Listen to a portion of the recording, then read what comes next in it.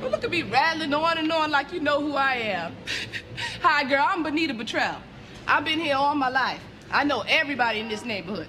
Yeah, girl, there's some fine people in this neighborhood. There's a lot of trash, too. But I ain't one to gossip. Hey everybody, what's up? This is your boy Pat Graham from MSAD, Managing Stress, Anxiety, and Depression. It's something that I want to share with you. Anytime you find that someone is doing wrong to someone else and you are in the vicinity or you're in that group or you are amongst that conversation and you say nothing about it or you don't show disdain towards that thing, then automatically you become complicit in that. I think of people who are like gossipers, and when you hang around gossipers, everybody has a friend or so that gossips. And when you gossip, what ends up happening is that gossiper is relying on you to gossip with them. When they do gossip and you don't say anything about it, they have this mentality that you are dependent upon them for something. There's something that stops you from being in the correction mode. You see, when somebody gossips and you don't agree with whatever it is that they're talking about, it's always good to flip it and say something positive, but not to hang on to what it is that they're saying. What they're looking for is approval in what it is that they're saying. You know, they always say the one who carries a bone brings a bone, or one who brings a bone carries a bone. But the case is that if that gossiper is in your presence and you are complicit with them, or you have made them satisfied that they are gossiping, just think about it. If they're gossiping about someone else, don't you think that they are gossiping about you? There's some of the things that we ought to be careful of when we get into a room or when we get into a situation where people are especially speaking ill about someone else. Sometimes I have to be careful that what I'm saying is not gossiping, because we'll find ways to say, "Oh, that's not gossiping. I just told the truth," or whatever the case is. The key to this is that you ought to be able to flip it by saying something kind. The other side of it is that you can always walk away, and before you walk away, say, I don't deal with people like you.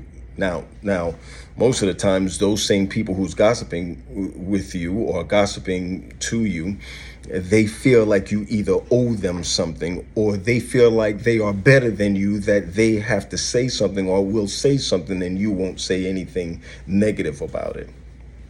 I do the best I can to stand up for people who are wronged. I do the best I can to call spade what it is. And there's sometimes when it's done against you, it's something that you just have to deal with, because iron definitely sharpens iron. But anytime you find yourself amongst a group of people, or you find yourself amongst someone who gossips, that is a dangerous person to be around.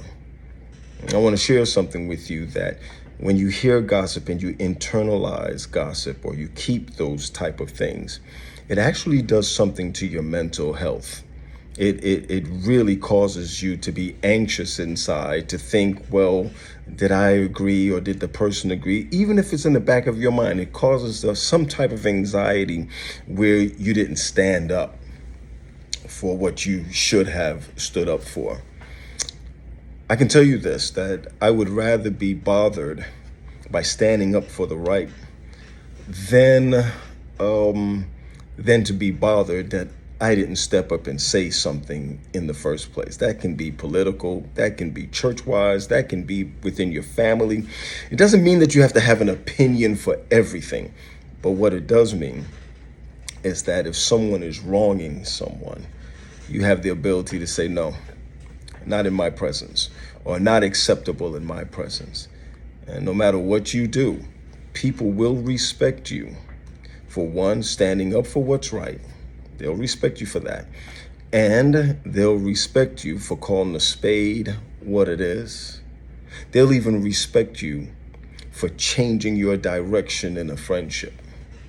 I just wanted to share that with you. It's something that we all learn. It's something that we all can learn today. I hope we took these 5 minutes out to listen up and just ask the question: am I a gossiper, or am I feeding gossipers? Anyway, this is your boy Pat Graham from MSAD, Managing Stress, Anxiety, and Depression. And keep on praying, because God loves you. Yeah, there's some nice people in this neighborhood. There's some fine folks. You're gonna like it just fine. You just do me a favor. You stay away from nosy, gossiping hens, and you be okay. All right, I got to go now. Home Shopping Club's coming on. See you later.